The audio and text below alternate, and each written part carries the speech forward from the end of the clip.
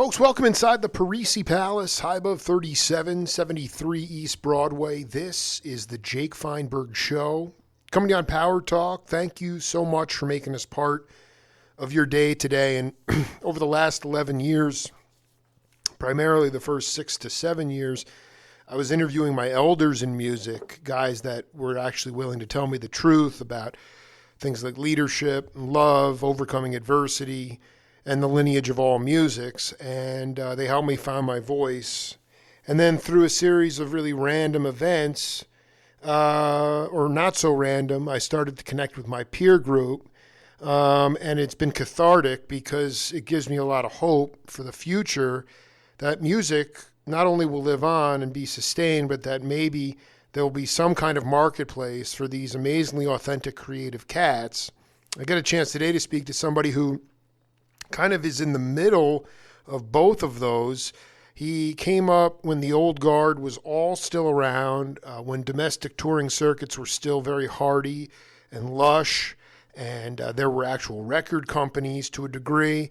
And he's always seized the moment everywhere he has gone. But of late, last week, I met him at a concert of guys that I feel, and gals, that really are, to me, the torchbearers. In this very dark time, rhythm is key, healing through music is key. And my guest was there because he wears so many different hats as a producer and just a friend and a musician. So I know he's hip to these guys, and he's also been just an iconic warrior with Widespread Panic and all these other amazing bands. He's also a journalist, and he's a gardener. David Schools, welcome to the Jake Feinberg Show. Hi, Jake. How you doing? I'm doing great, man. How are you? I can't complain. It's beautiful, beautiful blue sky day here.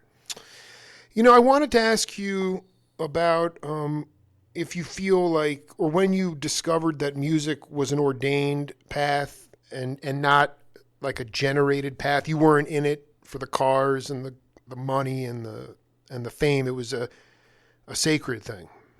Well, there's a couple of answers to that question, and the one that I've always felt most strongly about started when I was a kid. My folks had this upright piano, and I'd sit on my mom's knee, and she'd let me push the piano keys, and the farther to the left I pushed, the more pleasing and physical the sound was. And then when my arms were a little longer and I could like lay up under the thing and put my head or another hand on a sustain pedal and reach up and hit a bass note on the piano and just feel the resonance.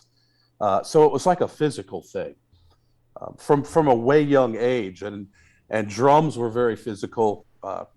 I was never cut off by the generation gap. I was like 4 years old in 1968, and I got a copy of White Rabbit, the Jefferson Airplane song, and there's Jack Cassidy's bass right at the very beginning, just like, what is that sound? And I've kind of been on a lifelong search to grab that feeling. So that's the first and foremost, is like this physicality of music, of a membranophone being struck, a drum or a low note on the bass, or the left hand of a piano, or someone with a baritone voice, and feeling that. And then the other thing occurred when I was about 27 years old. I found out that, pardon my dogs, I live in the country. That's great. They're going to be. It's ambience, you know? Yeah, it's ambience. Yeah. So I found out, I always knew I had been adopted at birth, and it was never a really big deal.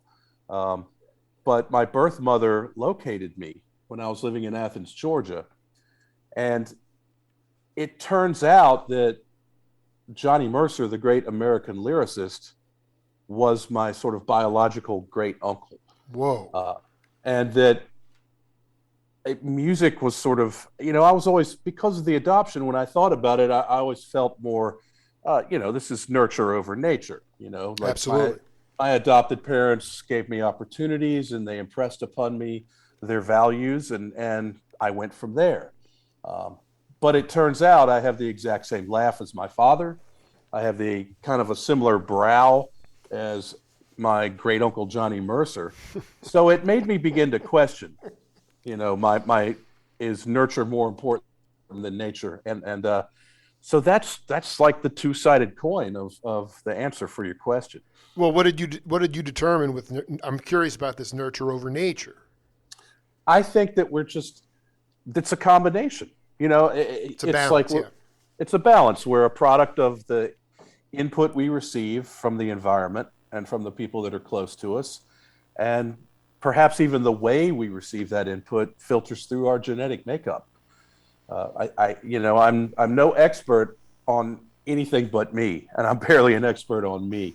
But No, I want to go back to the piano thing because you were digging the left hand. It was percussive, and you were gravitating, like psycho spiritually. When you would play drums, regardless of how good you were, did you feel like it was a healing force for you? It took me away. And I guess that's kind of a healing, Yeah, totally. sort of a meditative trance kind of thing that happens. Athletes describe it as being in the flow. The zone. The zone, yeah. And, if someone was to ask me, wow, you guys, you were really incredible tonight. What were you thinking about during that performance? If it was truly a great performance, I'm like, I got no clue, man. I wasn't really there. I love it, man. That's right, man. That's right. But So, I mean, like you, like in terms of, so for you, it was, I don't know. It seems like it almost had, to me, vibration has become a huge, that pulsating vibration of collectively the entire band thrusting that on the audience is the most healing force for patrons in the world. It's amazing. I totally agree. And it doesn't have to be completely vibratory, or Right. people don't have to be aware of what's happening to them. Everybody, it's subjective. The greatest healing musics are entirely subjective, and they don't necessarily come with a rule book or a leader. There's like a performance going on, a sound is being emitted, and there's an audience that's responding to it. And in the best case scenarios, it's sort of a push and pull, and it's a complete thing. It's not two-dimensional. The audience gets swept up into the performance and becomes part of it, really. Well, I really appreciate that perspective because I'm in my own little silo, but it's good to be just don't judge. It's all music, and then let people just. I guess here's the other. This is a really important thing I want you to talk to younger cats about. Is how did you learn, especially when you guys were cooking in Athens and things were moving along? How did you learn in music, in the biz, in the racket, in the circuit, whatever, to let things go? And what I mean by that is like not being hung up on something that's going to hold you back from seeing the things around you that you need to see. That you need to have, not a short memory. I just feel like younger cats, more sensitive, hang on to things. We're in this sort of age of perfection. And to me, that all needs to go away. Like in some way, yes, there's a place for that. But how did you learn to let go of things to survive as a musician? Man, Jake, that's a hard question to answer because in some ways I still hold on to things. Mm-hmm. I think that, I can definitely say that for myself, and if you were to poll any of the other guys in Widespread Panic, they would say I was the most uptight guy in the band. And that was all part of the patterns I learned growing up, the way that the band I was in high school approached learning songs. Widespread Panic was a bunch of guys who they didn't want to be told what to do. We didn't want to have jobs. Reagan was president. The campus of the University of Georgia, while filled with LGBT community and amazing art school and musicians and what a scene, was still filled with young Republicans, if anyone remembers what those were. Barely. Yeah, barely. Barely. Like George H.W. Bush kind of stuff. Yeah, that whole 12-year span of Reagan Bush. Yeah, I dig. Yuppies, totally in it for ourselves. Let's forget about idealism and dude, getting that's along. so important, dude. Ann Coulter was going to Grateful Dead shows then. Go ahead. Exactly. Yeah. I mean, it's amazing. Grateful Dead's a big catch-all basket for everybody somehow. it works. But you were the most uptight. I mean, so go ahead. I just keep riffing on that in terms yeah, of. I was so uptight. I mean, I just, I was an only child, and my parents got divorced in like fourth grade, so it was kind of just me, and my best friends were books and records and a couple of really close friends until I got in this band I was in high school. And, we were cover band. We were in sixth grade. We were learning Eagles songs. And then a little later, the Clash came in and we started playing more like raucous classic rock, like The Who. But basically the approach we took was to learn how to play other people's music properly. There was not a whole lot of like interpretation. Then when I became a fan of the Grateful Dead, I began to understand what interpretation meant, and also improvisation, and just throwing caution to the wind. And so I could let go a little like while playing, but all the other things you were talking about, things that might be valuable to younger players in today's weird and absurd music world. Absurd, dude. Absurd. Dude, you're blessed that you went through the time you did, warts and all. Oh, I'm so lucky. Dude, I'm so lucky. Go ahead. Go, keep going on your thought. Well, it's just, Widespread Panic, we got signed to major labels, but we were always sort of outcasts. We never fit into the Athens music scene at the time. Right. And Capricorn Records, which was at first under the Warner Brothers umbrella, they saw the crowds we could draw, but they couldn't figure out how to sell them records.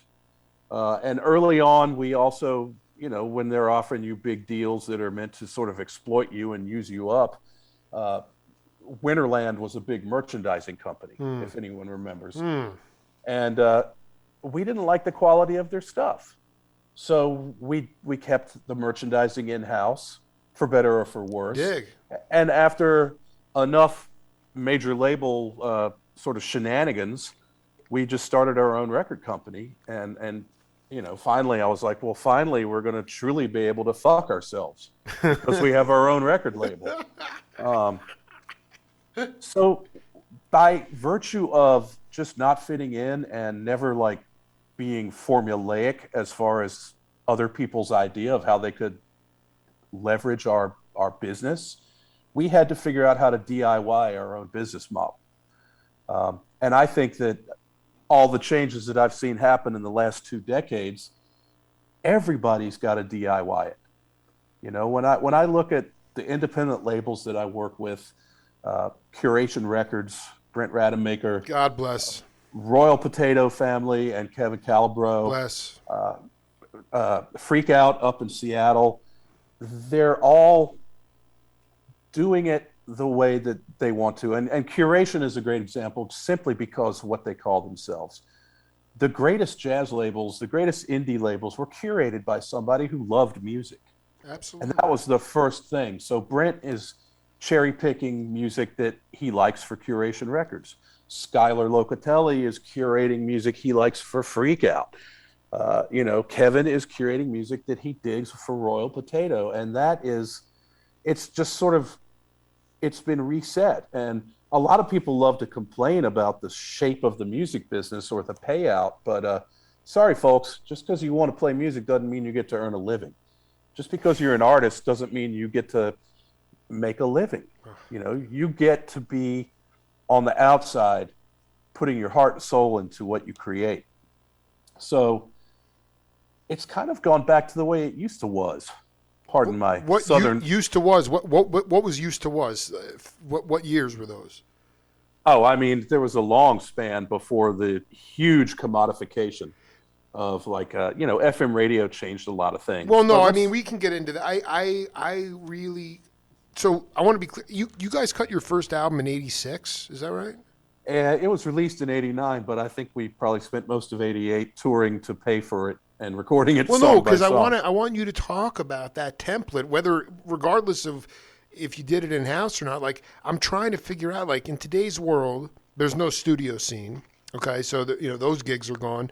The intellectual property rights are laughable. So the only way you can really make money is being a road dog. And I'm just like, you came up in '86, like CDs were there, but they hadn't totally usurped records yet, LPs.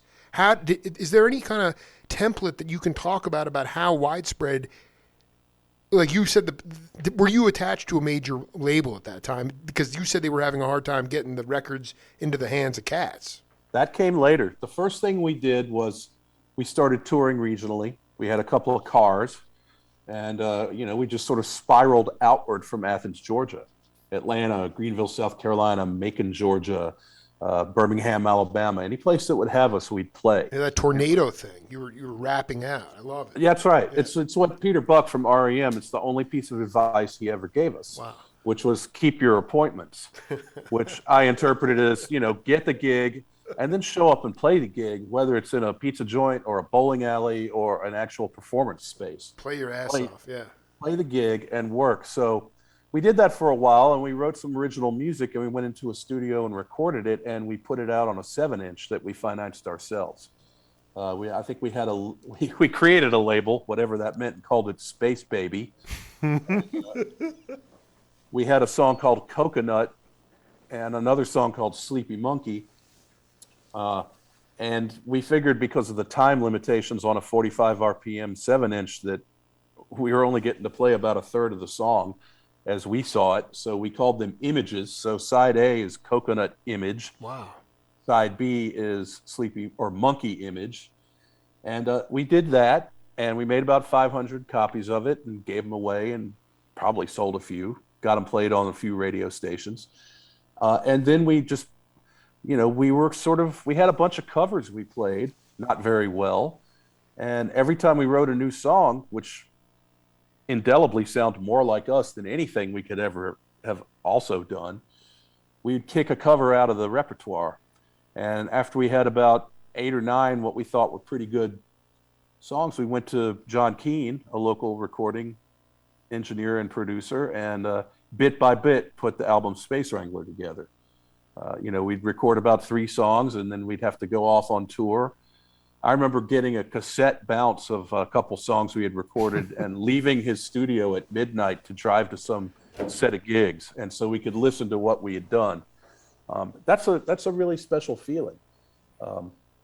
So it was just bit by bit, and when we finished that record, the blues artist, Tinsley Ellis, he's a Southern blues guy, he was signed. He had a band called the Heart Fixers. He was signed to an independent label out of Atlanta called Landslide Records, run by this guy, Michael Rothschild, another amazing curator and a kind of visionary guy who could see the potential in people.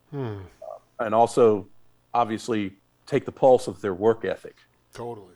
Potential ain't nothing without a work ethic behind it. That's right. And so he said, Landslide would love to put your record out. And so we signed with Landslide. It was like a 1-record deal, and we got ourselves a better booking agent. We put that record out. We went up and down the East Coast and out probably as far as the Rockies. And that record wound up going what they called indie gold at the time. It was like 15 or 20,000 copies sold. I mean, we had cassettes and vinyl. And I remember CDs, like you said, were just sort of starting to gobble up the market. Yeah. And we're like, when can we get CDs? And Michael Rothschild said, you guys aren't big enough for CDs yet. You got to stick with the vinyl. Man, that is the greatest line, man. That's how old I am. No, I mean, just school's dropping a lot of knowledge. We have a game on this program called Name That Voice. I want you to take a listen to this, pay attention to the content, and we'll come back and break it down. Was the morning that I actually went home and was losing my mind because I almost actually got caught by the police. Driving with no driver's license, drinking. I had a fifth of vodka in the car and snorting cocaine, but the police missed me because they were looking at there was a beautiful lady in a convertible. So it was a 3-lane street. It was down there on Franklin Avenue. Is that Franklin or Frenchman? Franklin Avenue. In the upper Ninth Ward. and we were headed towards downtown New Orleans. We're heading towards the river. Sure. And I had just come from back in the neighborhood of UNO, get me a fresh bag of cocaine. Mm-hmm. And I was snorting the cocaine and driving, and this lady pulls up. It wasn't a girl, she was a woman. And the police car pulled up in the middle lane next to me, between the two of us. And I saw the police car out the corner of my eye. I had the spoon of cocaine up to my nose, and the policeman was screwing around with the lady. Oh my God! They did not pay. If they'd have looked to the left, I would have been in Angola. I was no way that I was going to miss being in Angola. I was. So, Dave Schools, you want to take a guess at who that is? I totally know who that's. George Porter. You don't. Ding ding, 1 for 1. I George. That was my question, Dave. Is just the life of a musician is. I mean, it's worth it, but it comes with a lot of travails. I just wonder if there was a moment in your career when you could talk about, when you felt like you were. You got on the righteous path, because if not, a time when you faced adversity, and ultimately, how you stayed on the righteous path to where you are today. Oh God, boy, there's a lot of those moments of clarity that I could use. First of all, I'm so glad you played that, because George is one of the first icons I ever met. Talk about that. Yeah. I'm a bass player. One of the things Michael Rothschild did for us when he signed us was he wanted to educate us about American music and Southern music. And he knew we were driving around the country in a van with a cassette player. And so he made us a mixtape. And one of the ones that got worn the fuck out was a mixed bag of Meters tunes. And before you know it, we're playing a gig, and I think it was George Porter's Running Partners, I think was the name of the band. We played a gig with them in Baton Rouge, and I was just like, oh my God, I'm the bass player. I'm about to do a gig with George Porter. And I meekly went up and introduced myself to him, and he was as kind as could be. Oh my God. Gave me his phone number, and this was before cell phones, so he gave me the number to his house. And we've been close friends ever since. I mean, we've actually had the original all 4 Meters open for us one Halloween in Vegas. I love George, and he's such an important pillar of like why I do what I do, and also a life lived by playing music. If you look at his resume, he's on Tori Amos records, he's on Dr. John records, he's on Robert Palmer records, and obviously he's on Meters records and all kinds of other records. His own records are fantastic. Absolutely. He was the studio cat, first call guy with Toussaint. How did they come to that the Meters open for you guys? How did that come about? They just were doing some shows, and the promoter was like, how about we get the Meters to open for you? We were playing the MGM Arena. It was Halloween. It was I remember it was Jimmy Herring's first Halloween with Widespread Panic, which is a baptism by fire. And I actually wound up interviewing George, for some magazine. I can't remember. I had my friend Andy Tennille I think he was out there for some reason. He was a freelance writer. He's a very famous photographer now.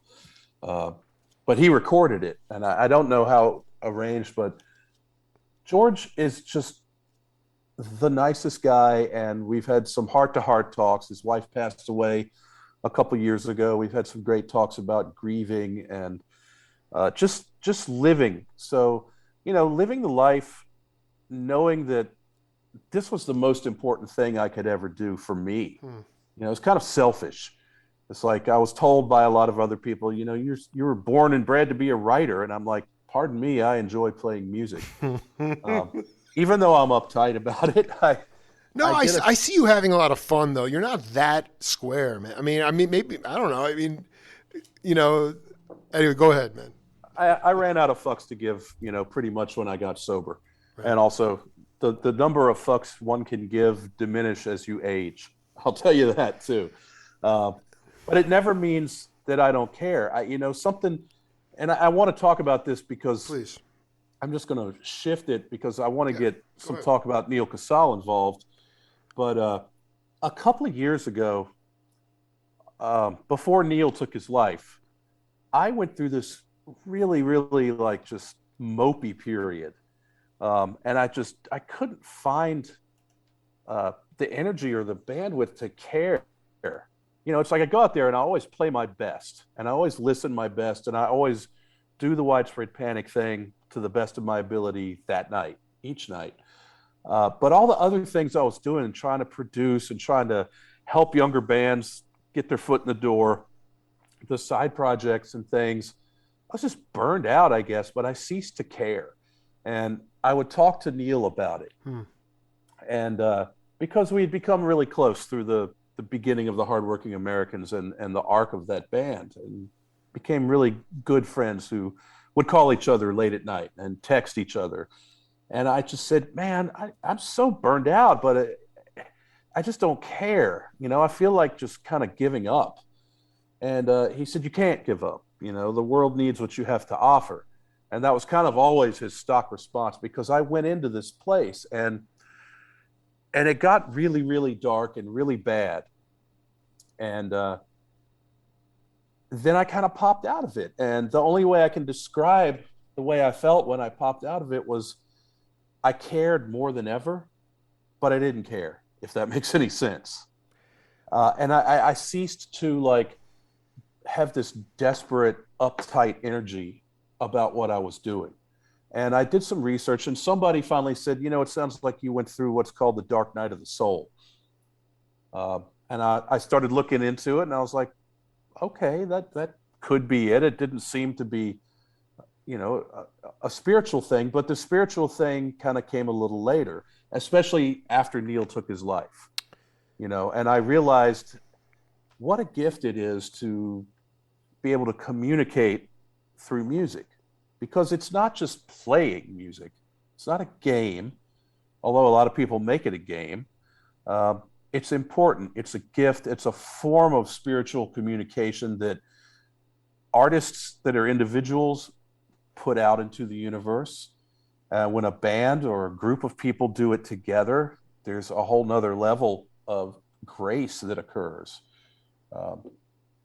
It's about intent. And Can you talk about the first moment when I remember I'd done a bunch of interviews with the late great Pat Martino, and he well, it's a long story, but the point is that he goes, the best place to be is at the bottom of the pit, because then realism is activated and there's nowhere to go but up. And I just remember, can you talk about when you were really low, almost because like you said, you were burned out and nothing seemed to really matter. What was one of those catalysts that you can remember that got you to see the light again? Well, really, he's right. I love Pat Martino, by the way. And rest in peace. Rest in peace. What an amazing guitarist. And what a beautiful man, dude. Conceptualist. Yeah, insane dude. But I totally agree. And even in a shallow way of like, when Widespread Panic would be on these incredibly long tours, and we'd be doing like a run of 14 or 15 shows in a row, this like thing would happen where we'd hit a peak, and then it was inexplicable. Couldn't stop it. The quality of the performance and the whatever would just go down, and then we'd hit this like impossibly low nadir of skill, communication, whatever, craft, whatever it was. And I remember after that happened enough and seeing the way the cycle worked, I began to not necessarily enjoy those evenings or welcome them, but actually there's just realize that there's nowhere to go but up from here. The just like the only thing we could do that was worse than the way we performed that night would be to like not actually play. That's right. Exactly. Exactly. But it's like, oh, okay, that's the bottom. That's the worst. It's only going to get better from here. And, I was just sort of soaking in my own muck of sensitive sadness and mopiness. And then, Neil took his life, and it was just like a freaking shock. Didn't see it coming, was totally caught off guard. And so once the trauma and the shock of that wore off, I was like, well, he was right. And I didn't even get angry with him for about another year. But we quickly set about making the Highway Butterfly record, which was an amazing way to grieve. There was an amazing amount of fellowship in Jim Scott's studio, who, of course, had trained Neil and recorded Neil and taught Neil and loved Neil for decades, and Gary Waldman, his longtime friend and manager. But all the guys from Circles Around the Sun and just the whole Jim Scott LA scene, we tapped everyone who loved and knew Neil to back up the artists who were going to perform his songs. And in the midst of all of that, I rekindled my love of music, but it was sort of based around the fact that it's healing. People come together to create something, to honor someone else, and the guy has not left the room. Anytime we're talking about Neil or recording one of his songs, he's in the room with us. Totally, man. And to me, that just sort of reaffirmed, or at least sort of quantified what it was that I always felt about music. But it sort of flipped it about making me feel good and giving me an escape, and flipped me into, this is like, it's a blessing. It's a sacred duty to enable and to put music out into the universe. It affects people. I don't care if they hate it, for that moment that they're thinking, God, I hate that guy, and every sound he makes, they're not thinking about taking themselves out of the picture. Absolutely not. And you jumped the shark. I want to play this audio clip because it's another name that voice. Schools is 1 for 1. We'll see what he does on this one. We'll come back. And then I just fly to Boulder and meet the band. And I didn't know anybody but Neil in the band at that time. And so, we ended up rehearsing. And then not only that, but I didn't realize I show up to rehearsal and there's all these cameras on boom stands, and realized that I'm like, what are all these cameras for? And they're like, well, they're going to make a documentary of our first concert and everything. And I'm just like, who does that? I'm like, I don't even know these songs. And now I've got a camera in my face and I'm trying to learn a whole concert's worth of material, in 3 days or something. And so it was a trip, and it instantly clicked musically with everyone, and I just was like, man, this band is so fun to play in. And halfway through rehearsals, Dave Schools, who's the bass player in the group, pulled me up. We were outside and he just pulled me aside and he's like, hey man, just so you know, he's like, you're not a hired gun. He's like, you're in the band, you're a member now. And I was just like, oh man. After you guys. All right, Mr. Schools, who is that? That is the wonderful Jesse Aycock from Tulsa, Oklahoma. So let's just be clear, Mr. Schools, bless Jesse Aycock, man. I love that dude. We just recently connected, did a couple of Cosmic interviews, but I think, it's also about gratitude. It's about gratitude in the sense of understanding that you made Jesse completely at ease by bringing him into the fold. And music, from the time that I love, and I assume the time that you love, regardless of the genre, it came out of a community, came out of the communities. And we're so disparate now and separated. And I just wanted to know about sort of an elder, if there was somebody that sort of made you feel like you were part of the music community, and how you've carried that torch. And make no mistake, next time you're feeling sorry for yourself, you just have to know that there's a lot of people that you have graced in your life. Thanks for reminding me about that. I adore Jesse. I love the cat, man. Just a cosmic character. He's fantastic, and his sort of the depth of the roots of his appreciation for his red dirt history in Tulsa, his knowledge of the music and how he's carrying that Tulsa thing into this millennium it's worthwhile. And I adore him so much. And I've learned so much from him. He's such a great friend, and I can't wait to work with him again. He's great on any session, in any room, anytime. But was there an elder statesman that? Yeah, there was. Except he didn't really help me. He wrecked me. Talk about it. Yeah, sometimes the best people are the ones you learn what not to do. That's right. And you know how Ganesh is the remover of all obstacles? Mm-hmm. But apparently there's another side to Ganesh, that he places obstacles in front of you that you need to learn to overcome. Oof. And this person, for me, and a lot of people that are exceptionally gifted musicians, was named Colonel Bruce Hampton. Another landslide artist. That guy was, what a conduit, man. He was a wrecking ball. Yeah. He was a little league coach. He was a fraud. He was a landfill. And you ask any of the people who we call it being hypnotized, but under his tutelage, his backbreaking and thankless tutelage, will all tell you that there was nothing that had more impact on their ability to communicate musically than Colonel Bruce Hampton.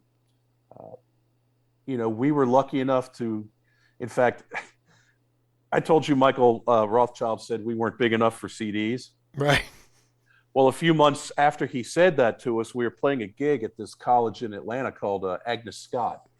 And we were there setting up in this little auditorium, ballroom kind of place. And this homeless looking old dude comes shuffling into the room with a box. And we're like, what's this? And he sets his box down and he's like, this is from Michael Rothschild, and here are your CDs. And it was Colonel Bruce. Oh dear. Delivering us our first box of CDs so that we could sell them at this show. And I remember Tinsley Ellis or Michael both, maybe on separate occasions, we'd play in this neighborhood in Atlanta called Little 5 Points. And it's where, it was 5 points. 2 streets and a 3rd street came together to make sort of a star. And we played this place called Little 5 Points Pub. And there was another bar right there on the next point over called The Point, oddly. And Bruce would be playing at The Point. Tinsley would come to see us. He'd like, you're on set break, walk across the street, see Bruce. And what the guy was putting down, this was before Aquarium Rescue Unit became, Bruce was some of the baddest cats you've ever seen. My God. Doing guerrilla warfare with their instruments on the audience. I love it, dude. And then before the Aquarium Rescue Unit solidified, because we were on Landslide, we were doing a gig at this very, very famous, still in existence, classic little shithole nightclub with people with hearts of gold that take care of bands and coddle you and make you feel accepted, called the Nick in Birmingham, Alabama. And Colonel Bruce Hampton, and it was always something, and the something. Arkansas State Bird, Colonel Bruce Hampton, and the Arkansas Tourists, or the Alabama Pharaohs. And I can't remember the name of the band, but it was Colonel Bruce and Davy Williams. O'Teal was playing bass with them. Sype was playing drums. It was almost the Aquarium Rescue Unit. And we sat there and watched them play, and they destroyed our ability to be ourselves. Dude, I love this story, man. It was incredible. Davy Williams took a solo with an old manual egg beater on his guitar, like the hand crank egg beater. O'Teal took a bass solo with a balloon. He played his bass with a balloon. And they were just and they were fantastic. And they were integrated, and there was performance and guerrilla warfare. And we got up there and we wanted so badly to be like them. And consequently, we weren't ourselves. And we just had a terrible, terrible night. And we were like sort of desultorily loading up our truck with our gear. And Bruce just came down and he sat down and he was like, so. Wow. And then it happened again later on the Horde That's all he tour. said was, no, I need to know what he said. I mean, he was just, he's like, it's all good. He's like, you weren't yourselves tonight. Is that basically what he said? Pretty much, Yeah. I mean, he wasn't into doling out the lessons yet. He was still sniffing us out. I love it. He always dude. liked us because we'd play with intent. We'd play as if there were 10,000 people in the room, even if the only people we were playing to were him and his band. He liked that. We weren't in it for anything other than the feeling of ignition and takeoff. But later on the very first Horde tour, we were playing at the Lakewood Amphitheater in Atlanta. And it was like Blues Traveler and Spin Doctors and the Aquarium Rescue Unit, Bela Fleck and the Flecktones. And we were the headliner because that was our neck to the woods. And me and Bob Sheehan from Blues Traveler, rest his soul, bass player, and the Colonel and O'Teal, we were standing on the side of the stage watching the Flecktones. And when Victor Wooten took his bass solo, he did everything you could possibly do to a bass that none of us could do, not even O'Teal, and then did a freestanding backflip and landed on his feet, and his hat stayed on his head, and he took his hat off, threw it in the air, and caught it on the pegboard of the bass. And I remember just all three of us bass players were standing there with the Colonel, and we're like, it's like, I think me and Bob Sheehan still had to perform after watching that. And I'm just like, what are we supposed to do now? And Bruce just looked at us. He said, be yourselves. That's right, man.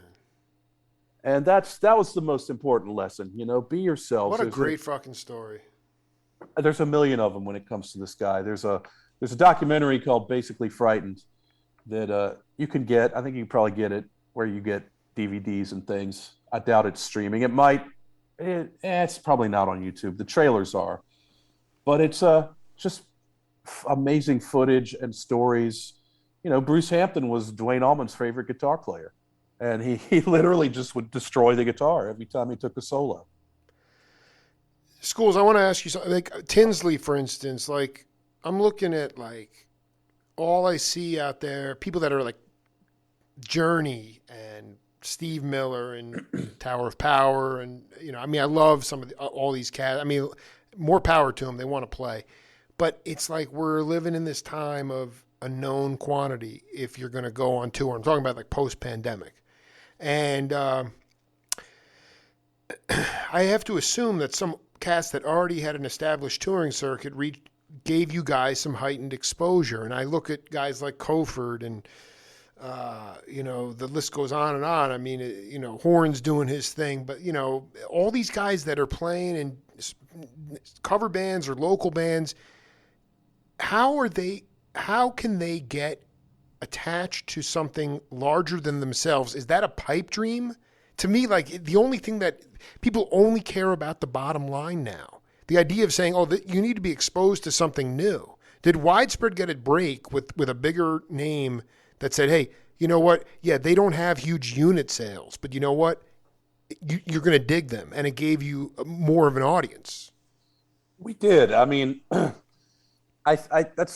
We could talk for at least 3 more episodes just about We will. this. No, I really want you. Just because I saw these cats, and it's very painful because it's like, unless you're a known person that's going to, put butts in this. It's like, fundamentally, that's what my whole show has become now, is like this pilgrimage to basically say, expose yourself to new stuff, take chances. And you know what? If you lose a 5th house, you're not even staying in it anyway. You still have 3 houses. Well, there's a saying that the cream always rises. That's right. And I think that if you put the milk out of the cow into the glass, the cream has the potential to rise. There are things that can be done. There were things, like I said, they could never find a formula that had worked for other groups on their labels that would work for Widespread Panic. That's right. It was just different. We were so DIY. We were such an aberration. We didn't look right. We didn't sound right. We taught ourselves how to play together as a band, so we weren't really like a known quantity as like, super amazing players. There were gatekeepers, and we got really lucky with some of the gatekeepers. Certain radio stations that were trendsetters took a liking to one of our songs. WXRT in Chicago jumped right on the song Chilly Water. Beautiful. Which is, one of the classic totems in our oeuvre, as it were. And they played it. But and I just want to be clear, though, that tune was basically cooking in the South, but yet it was getting radio play in Chicago. That's right. That doesn't, okay, that's beautiful. That's great. But a lot of times labels sign bands and it looks great on paper, and even the trend-setting stations pump and hype the hell out of the emphasis track, and it just doesn't work. What does work is getting out there and leveraging the help that you get by performing live. And a modern example would be Billy Strings. That's right. He is exploding at a logarithmic pace, but it's not happening overnight. It's like Bonnie Raitt said when she won 7 or 9 Grammys for Nick of Time. She said, "Thank you. I've spent the last 27 years of my life working to become an overnight sensation." That's right. Totally. Billy Strings has been working the boards, playing the festivals, building his following, fan by fan, for years. And he loves playing music, and that comes across. I think that's sort of the path now. It's like there are people who are going to help musicians, labels, but they don't have the power they once had. Streaming has sliced the listening market into 1,000 tiny slivers. The only way to get any advice is if you have a friend who really digs deep, or you get hooked on a particular playlist that's curated. I can look at hardworking American songs that are on the Americana Roots Spotify playlist. Sure. And they literally are 100 times more streamed than other songs on the record. The songs that are before that song and after that song have far fewer streams. So people don't like to dig. They don't want to make choices. They don't have the time in their busy lives. They, some people's parents listen to the FM radio on the drive to and from work, and they heard about 25 songs. And out of those 25, they picked a few they liked. And if that band came to town and they had the money and the willpower, maybe they went to the show. Those days are kind of over now. Or if they aren't over, they've been decimated. And by that, I mean they've been split into thousands and thousands of smaller little pieces. There's lots of little influencers and gatekeepers and so forth. But I think artists who make music and understand the sacrifices that have to be made for that art are going to get on the road, and they're going to go out there and they're going to play their hearts out in any bowling alley or pizza joint, and they're going to make a fan a night, every night. I dig it, man. Even if it's just the bartenders, because if you make friends with the bartenders, right, and they like you, they're going to have you back. Whoever's booking that little shithole is going to have you back, and you're going to be damn glad because there's going to be 10 people there to see you because the bartenders told all their buddies and the regulars. And this is how the snowball gets bigger. But you got to roll it downhill, and you got to keep rolling. You got to go out there and do it. I wanted to ask you about something related to, it happens to be his birthday today. He's kind of a mercurial, obscure bass player, John B. Williams, grew up with Billy Cobham and played with him with Horace Silver and all these Roy Ayers albums, and really a funky player, but also a great upright player. And one year, the Miles Davis Band, after Miles had passed, they had won an award, and they were playing the Soul Train. They were receiving an award. It was Herbie and Ron C. and Wayne and Tony Williams. And Ron got sick and couldn't go. So Herbie's like, who should I get? And Ron's like, call John B. And so he gets out there, and they're playing Tony Williams. They're rehearsing. And he said it was magical because it didn't matter what notes they played. Whatever he would play, if he played a little bit off, Herbie would put a chord on it. He would just keep putting a chord on it. And all the guys, there was no ego in that band. There was no ego. They just kept grooving. And, it comes down to this thing of there are no wrong notes. And I was, it's only a wrong note if you make a face or you don't go in that direction like a bunch of sailing geese. And I just kind of wanted you to talk to younger bands about that concept. Maybe it was a hang up for you when you were a perfectionist or when you cared so much, but what is the school's doctrine as it relates to there are no wrong notes? Well, I was uptight about it because, like I said, the way that my my bands when I was green approached learning music was to learn it the way the other people played it, because they were cover songs. We didn't interpret it the way the Grateful Dead would interpret Bob Dylan. That's right. Bruce Hampton broke me of that habit. He said there aren't any wrong notes. There's just different colors. Hamp. And to watch those guys with the extreme knowledge they had, like there aren't many bass players that have the like harmonic knowledge that Oteil Burbridge has. Right. There aren't many rock guitar players that have the vocabulary of Jimmy Herring. Bruce didn't know any of that stuff. He just knew how to get those guys to drop their egos at the door and come in, and he could break them down like a drill sergeant of music and reform them into a unit. I mean, literally, there it is in the band name, unit. And what you just described is, to me, the ultimate in musical collaboration, improv, or just creation in the moment. One of the most embarrassing moments of my musical life came when Steve Kimmock asked me to join him at the Sweetwater here for it was like a 60th birthday residency. Yes. And, he's like sending me all these tapes of, like highfalutin instrumental tunes, and I'm learning them and shedding them as best I can. Sure. And then, of course, I show up for sound check, and he's like, I've decided that we're going to do a whole set of jigs and reels. And I'm like, oh, dear. I don't even know the difference between a jig and a reel. I kind of know what a hornpipe is, but I couldn't pick one out of a lineup. So we rehearse intensely at sound check, and then we go get our little dinner in the dressing room, and we rehearse some more, and I'm like pulling my hair out. I'm like, these songs all sound exactly the same to me. Wow. And so I wound up, luckily Wally Ingram was playing drums that night, who I played with in Stockholm Syndrome, and that guy's a safety net. Great drummer and percussionist, no doubt. Incredible, Love and it. also an amazing communicator too. Totally. Filled with love. And I was basically not even playing notes. I was just like sort of thumping along with the kick drum. And that's and then great, man. No problem, man. I was so pulled so far out of my comfort zone by the time we got around to the stuff that I kind of could play. I was just dropping bricks all over the place. And I was really embarrassed. And, Steve, he's not notorious for being effusive, like in the moment. And so I'm like, well, geez, I'm probably never going to get a call from Steve again. And I'm in this hotel room. We're playing some festival somewhere in the Midwest, and my cell phone rings, and it's Steve calling. I'm like, what the heck? This is like 3 or 4 weeks after the gig I just described. Right.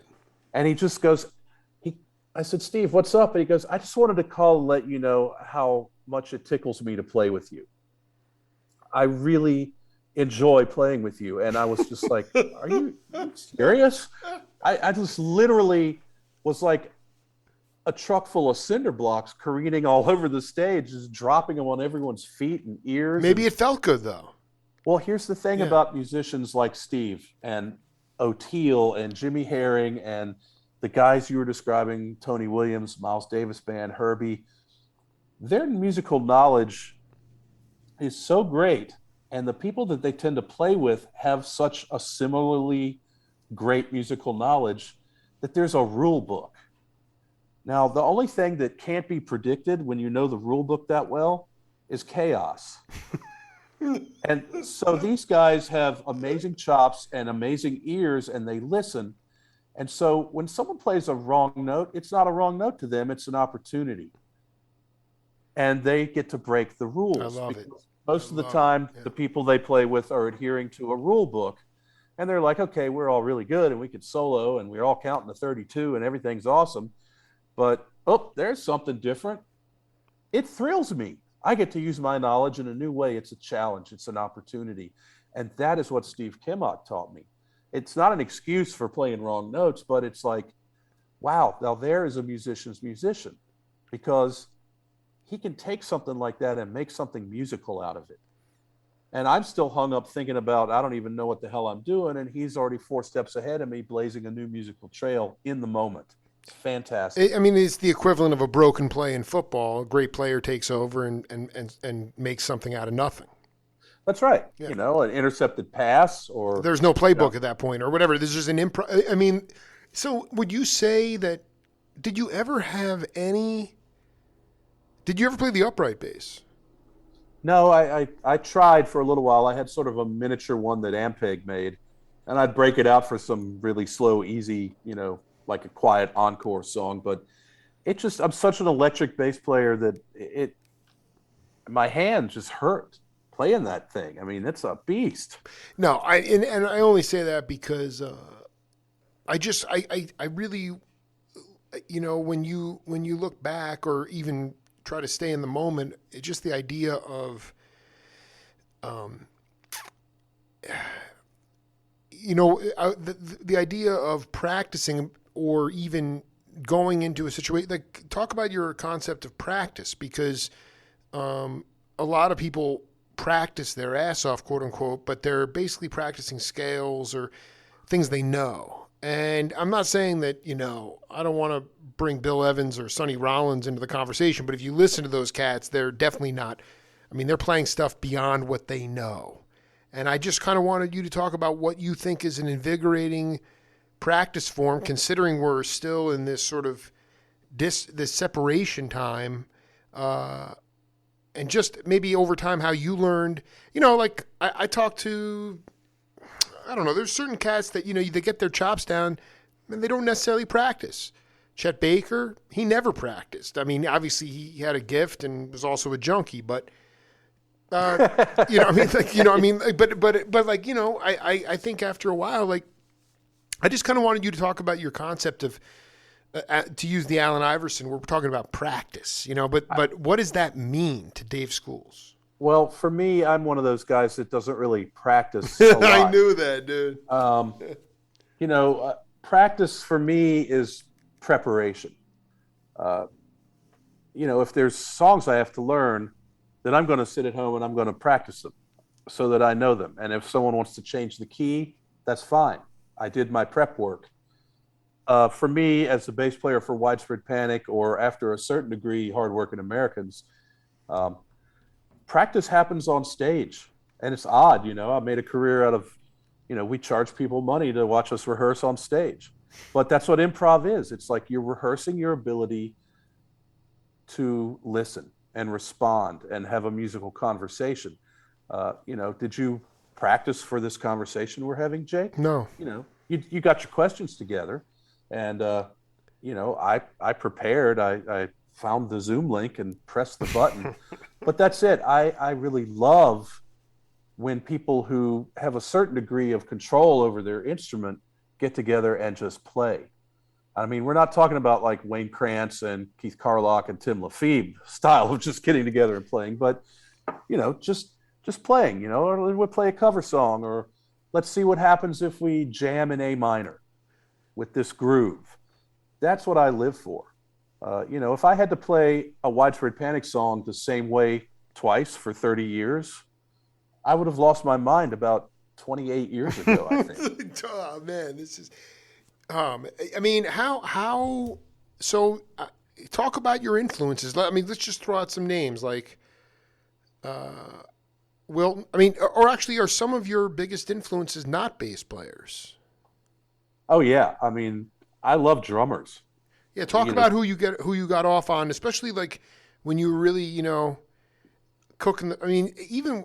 Go ahead. Who are some of the, like Zig Zig came later. A lot of the solo and stuff came later. The early stuff for me was Keith Moon and John Bonham. Sure. I loved the way Fogerty's voice sounded with Creedence. Oh, See, I was lucky because I was getting these 45 RPMs at the time they were coming out. I was really, really, really young. And Sly and the Family Stone, I didn't even know what to make of it, but I sang Everyday People and Sing a Simple Song. I must have worn that out. Deep Purple, not Smoke on the Water, but them doing the Neil Diamond song, Kentucky Woman, was on a 45. It was the first 45 I ever had. My dad bought it for me at the drugstore. And then he regretted it for years because I played it all the time. Paul McCartney, the Beatles, it's just the sound. I got to get back to the physicality of the sound because I'm trying to remember, I think it was Adam McDougall we were talking about this, and he was talking about the impression that hearing music made upon him before he became an analyzer of music.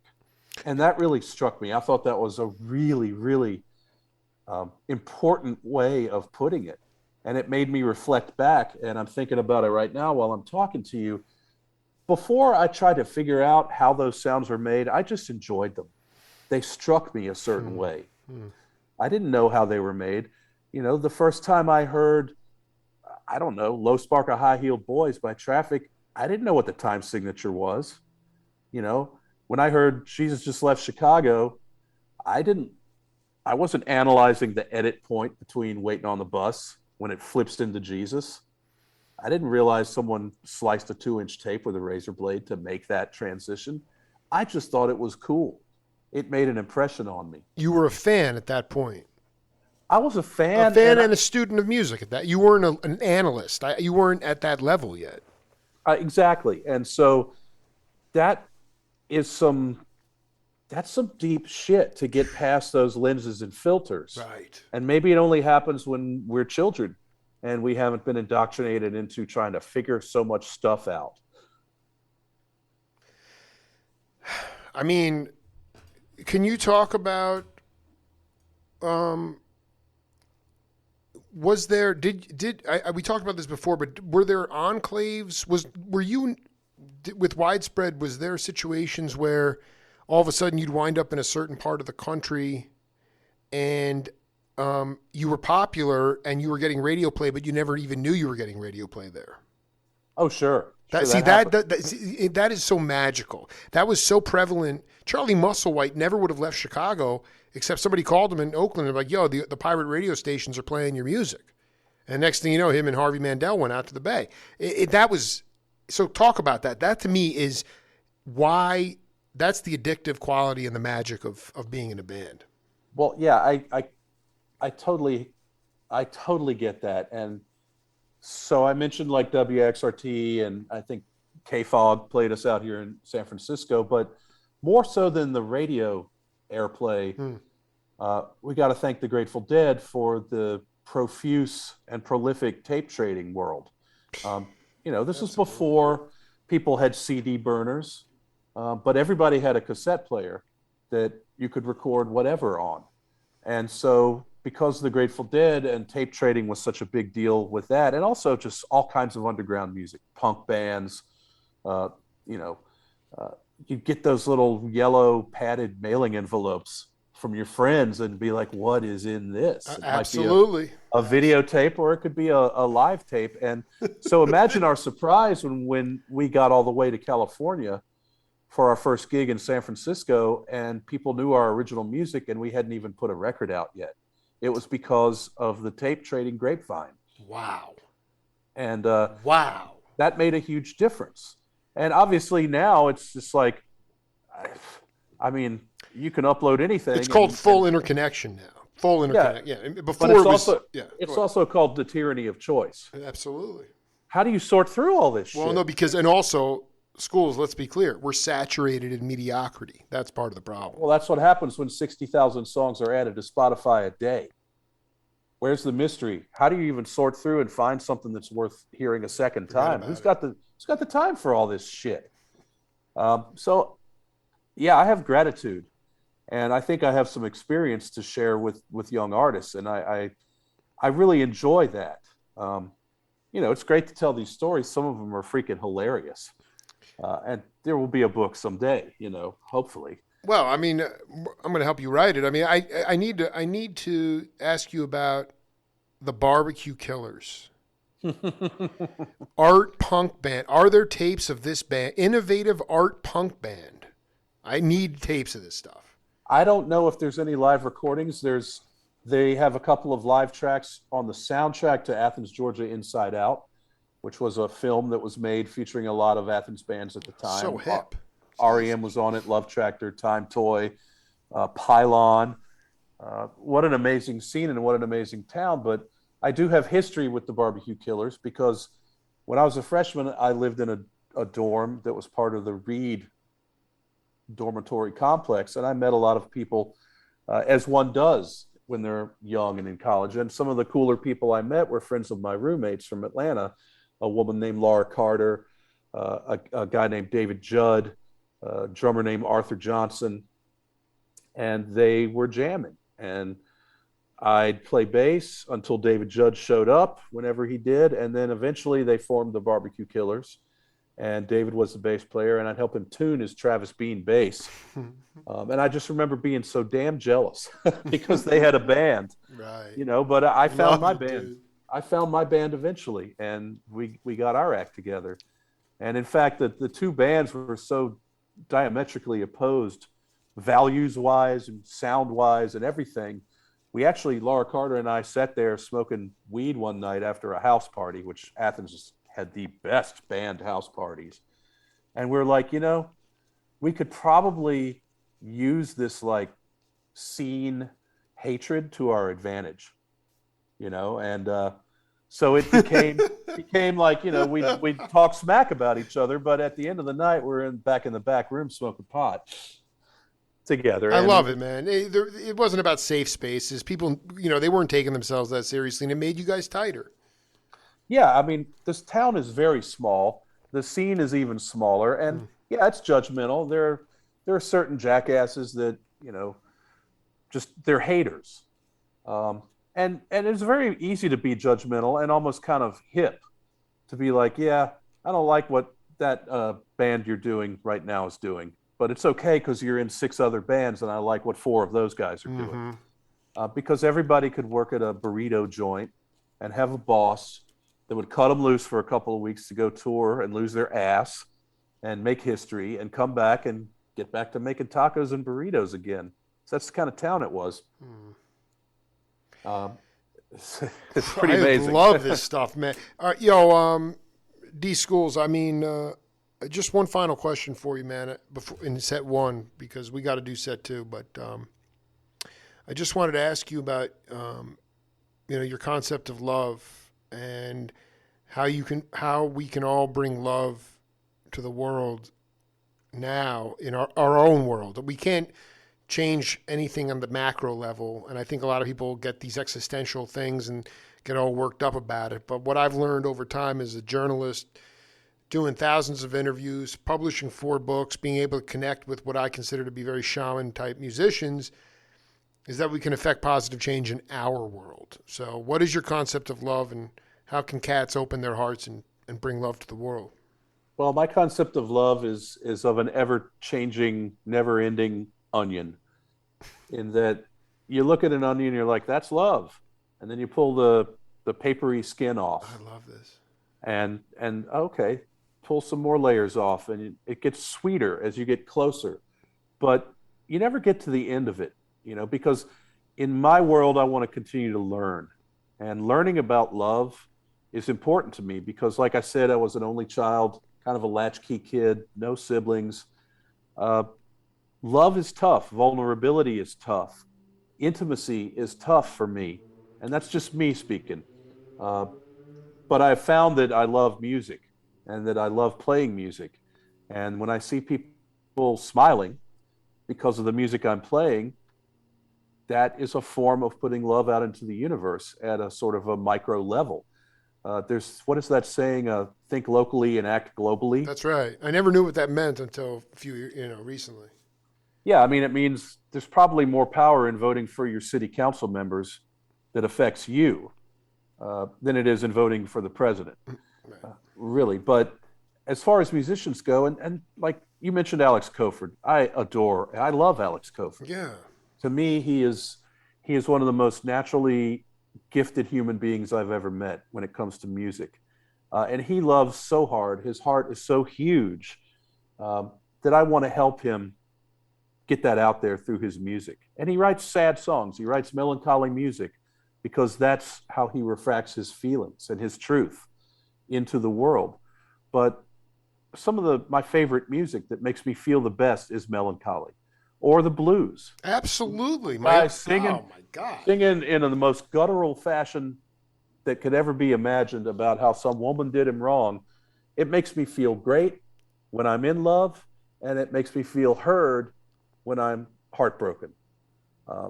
And so for every one person that can put something that brings joy out into the world, to me, that's a definition of love at a micro level. And it spreads. It's contagious. People talk about music they like, and they turn people on to music that they love. Some of those people they turn on are going to wind up loving it too, and then it's spreading. And that's the best we can do. You know, everybody wants to be an influencer and have 8 million followers and see these giant ripples of influence. But it's all such bullshit. It is bullshit, man. Don't influence me about what you had for dinner.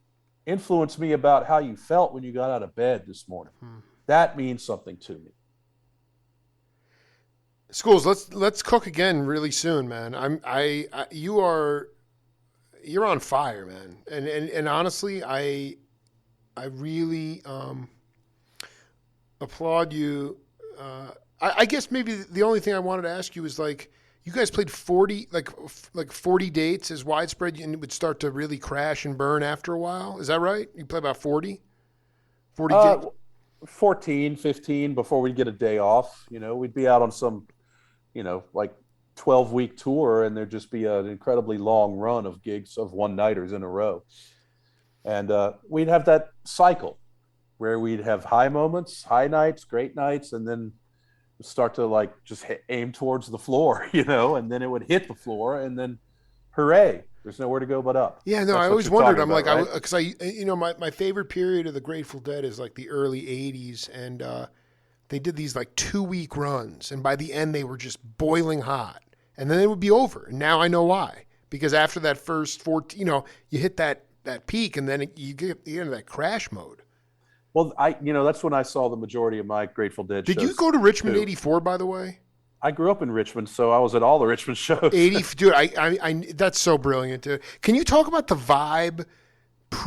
Maybe you went to to me, that early 80s vibe. I that's all my daughters and I listen to in the car is Live 83. The Rhythm Devils are on fire. Lesh has the alembic, the new bass. It's kind of like off the rails, but can you just talk about that vibe pre-Touch of Grey, Grateful Dead? To me, it's intoxicating. It was really special. I mean, I think Brent Midland had worked his way into the band. The vocals got really strong, even though none of the guys are great singers except for Brent, but he was glue for Jerry and Bob. Glue. And it sounded great. But there was this sea change happening with the Deadheads, and that there was another new generation coming into the touring scene. And if that new generation represented anything, I was a part of it. And I was a guy that, like I said, grew up listening to classic rock when it was happening. And then as I got old enough to go see concerts, all those bands were done. I couldn't go see Jefferson Airplane. I would get to go see Jefferson Starship. Woo woo. I missed Hot Tuna. Right. I missed Electric Hot Tuna. Yeah. Creedence was done. The Dead was the only thing that was doing something, and they were constantly evolving.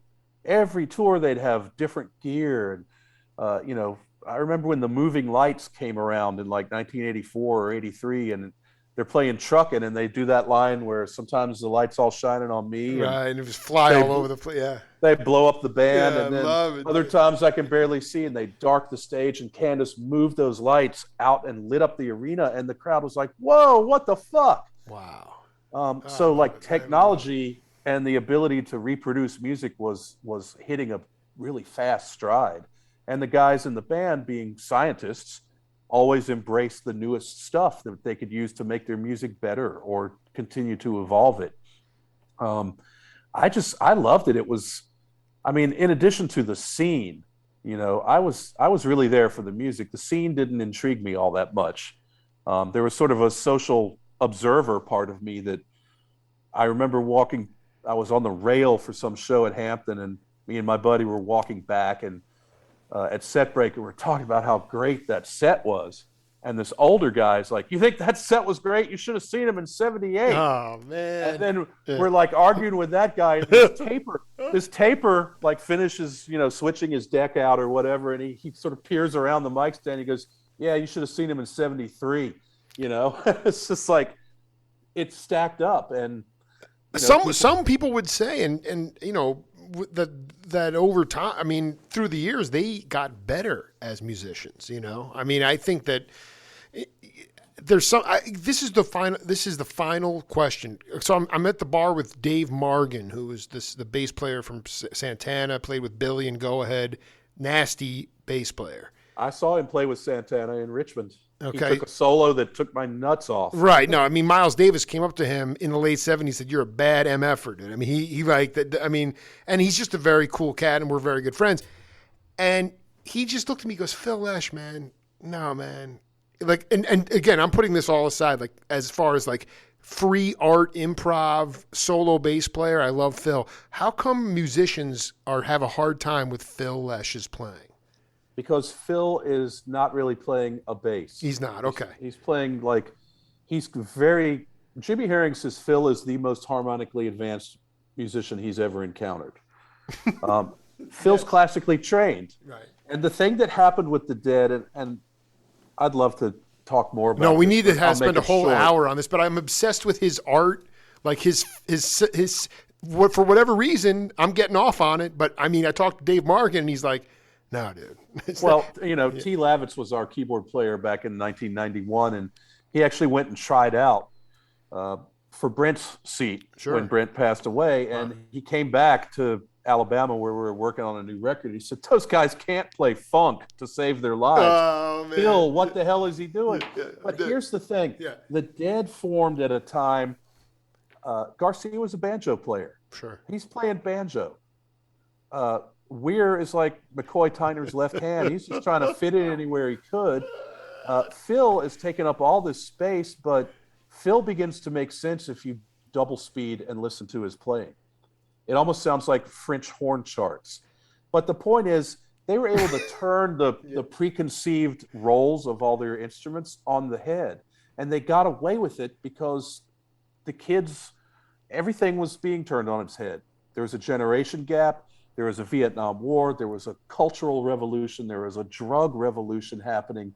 People wanted new ways to think about things. They wanted to be iconoclastic. And so they just reinvented music the way they played it together. And it works for them.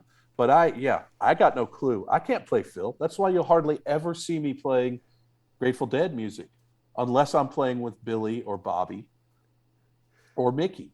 You know, and it's like I get a sense of understanding when I play with those guys, but it's never complete, you know. And I'll finish with this. I interviewed Phil for Relics around the time when they were stumping for Obama, so it must have been like 2008.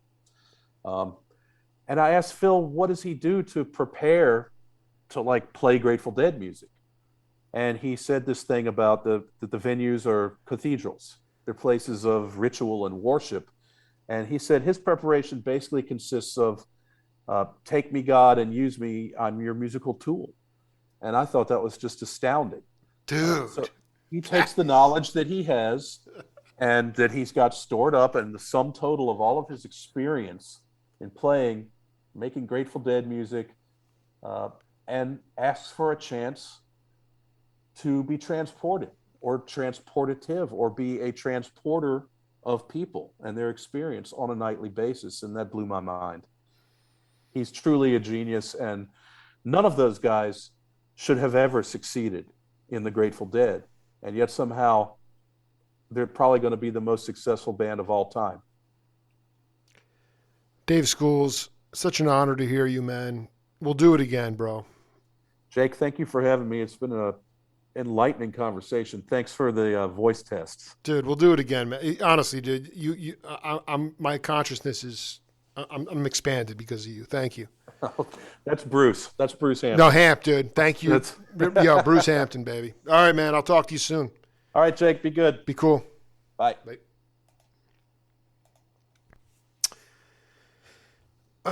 One for the books. Thank you so much, Dave Schools. And that's it for the Jake Feinberg Show. We'll see you later.